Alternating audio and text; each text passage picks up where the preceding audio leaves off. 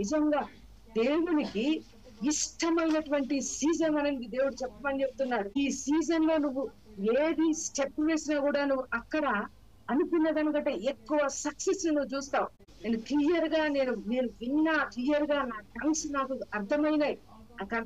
ఆ resurrection the, ఆ మట్టల ఆదివారం దాని గురించి నాకు టంగ్స్ అనేది మీద రివీల్ చేయబడింది. దేవుడు ఆ రిజరక్షన్ కి ఆసన్నం అవుతున్నాడు. ఆయన పవర్ అనేది దేవుని తండ్రి అయిన దేవుని దగ్గర నుంచి మైటీగా రిలీజ్ అవుతుంది. గుర్తుపెట్టుకుని నా పిల్లలారా, దేవుడు ఏది చెప్పినా బైబిల్ ని బేస్ చేసుకొని మరి మాట్లాడతాడు. బైబిల్ కి వాక్యానికి వ్యతిరేకంగా విరుద్ధంగా దేవుడు అసలు అది మాట్లాడినంటే అది నువ్వు నమ్మొద్దు. అసలు అదే విట్నెస్ మనకి విట్నెస్ ఆయన వాక్యం, బైబిల్, ఆ వాక్యం, ఆ ధర్మశాస్త్రం. అది గనక నీ లైఫ్ లో అది కనెక్ట్ అవుతుందంటే నీ లోపల నీకు అర్థం కావాలి, ఖచ్చితంగా ఇది దేవుని వాయిస్, ఖచ్చితంగా ఇది దేవుడు మాట్లాడాడు, ఖచ్చితంగా ఇది దేవుడు నా కోసం రివీల్ అవుతున్నాడు, బయలుపరుస్తున్నాడని నేను ప్రతి ఒక్కరికి చెప్తున్నా. నువ్వు నిజంగా ఆశీర్వదించబడినటువంటి లెక్కలో ఉన్నావు. యెహోవా చేత ఆశీర్వదించబడినటువంటి లెక్కలో నువ్వు ఉన్నావు. నువ్వు భూమి మీద పంటను తినితే కాకుండా పరలోకంలో నీ కోసం బ్యాంక్స్ అనేవి క్రియేట్ అవుతున్నాయి. ఎందుకు తెలుసా? నీవు భూమి మీద విత్తిన విత్తనాలకు హార్వెస్ట్ అనేది దేవుడు హెవెన్ లో అది సరిపోకుండా కొత్తవి క్రియేట్ అవుతున్నాయి. దేవుడు వాటిని నీ కోసం క్రియేట్ చేసిన ఎందుకోసం అంటే, దేవునికి బిడ్డలారా, మనం భూమి మీద ఏది చేస్తే అది వెంటనే ట్రాన్స్ఫార్మ్ అయ్యి హెవెన్ లోకి వెళ్ళిపోతుంది. Okay right? మనం భూమి మీద ఏది చేస్తే వెంటనే ఇన్విజిబుల్ కింగ్డమ్ లోనికి అది ట్రాన్స్ఫార్మ్ అవుద్ది. నేను వస్తా అని ఆదాం అంటున్నాడు.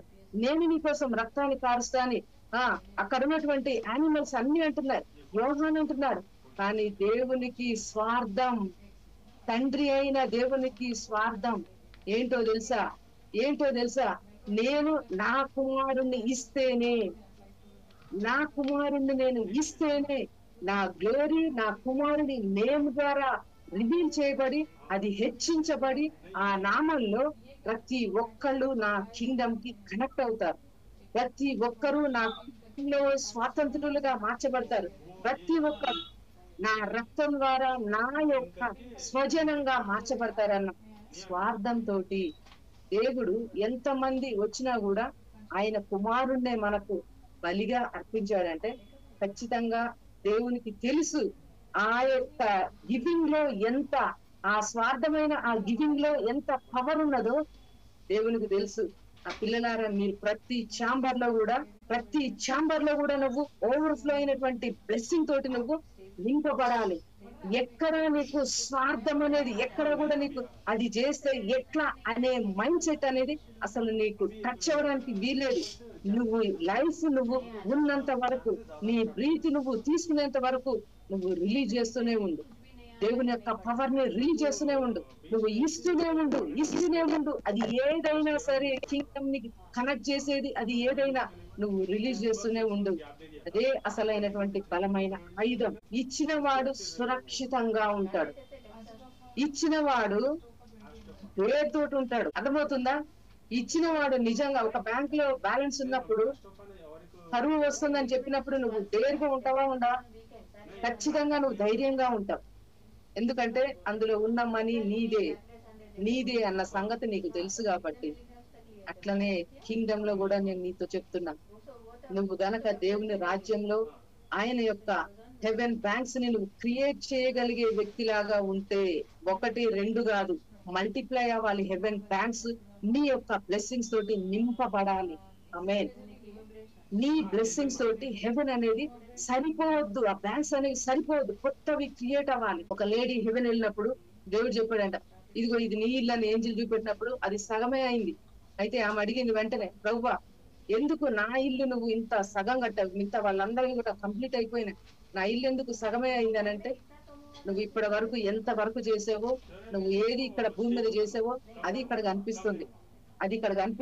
నువ్వు ఇక్కడ చేసిందంతా నీకు అక్కడ కనబడకపోవచ్చు, కానీ నువ్వు అక్కడ ఏదైతే చేస్తున్నావో అది ఈ రాజ్యంలోనికి ట్రాన్స్ఫార్మ్ అయ్యి ఇక్కడ ఇంతవరకు వచ్చింది అంటే ఆమె వెంటనే ఈ విధంగా అన్నది, అయితే నేను ఇప్పుడే రాను నీ దగ్గర, నేను రాను, నా ఇల్లు అది హాఫ్ అయింది కదా, అది మొత్తం కంప్లీట్ అవ్వాలి. అట్లాంటివి ఇంకా నేను చాలా సంపాదించుకోవాలి.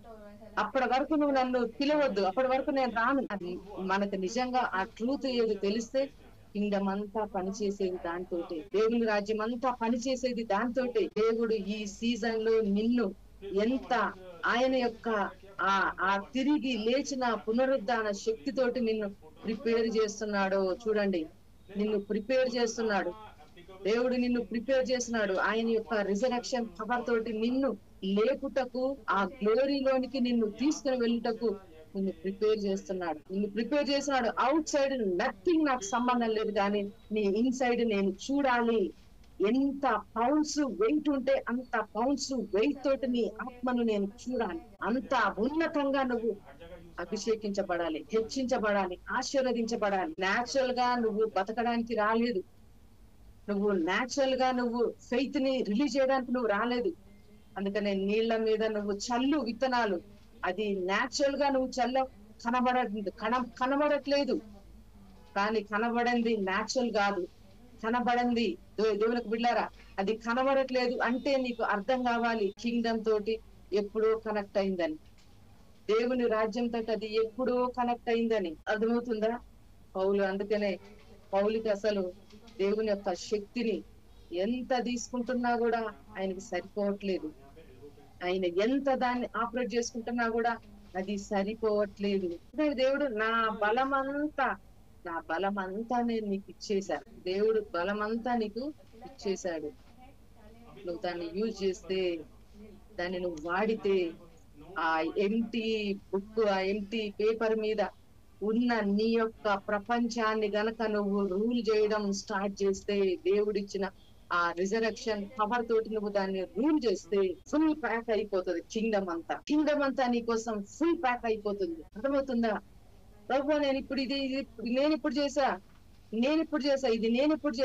అంటే దేవుడు నువ్వు ఇక్కడ న్యాచురల్ గా చేసేది, సింపుల్ గా చేసేది, ఒక చిన్న దాన్ని నువ్వు ఒకరికి సహాయం చేసేదాన్ని కూడా దేవుడు మర్చిపోకుండా దాన్ని నీ యొక్క బుక్ లో, దాన్ని లెక్కలో రాసి నీకు ఎంత హార్వెస్ట్ రావాలో దాన్ని దేవుడు నీకు రెడీగా పెడుతున్నాడంటే, అందుకనే బైబిల్ ఏం చెప్తుందంటే, పరలోకంలో మీకోసం ధనాన్ని సమకూర్చుకొనడి. Yes, exactly. పరలోకంలో నీ కోసం, అది ఎవరి కోసం? నీ కోసమే చెప్పు, నా కోసమే పరలోకంలో నా కోసమే ధనాన్ని సమకూర్చుకుంటా.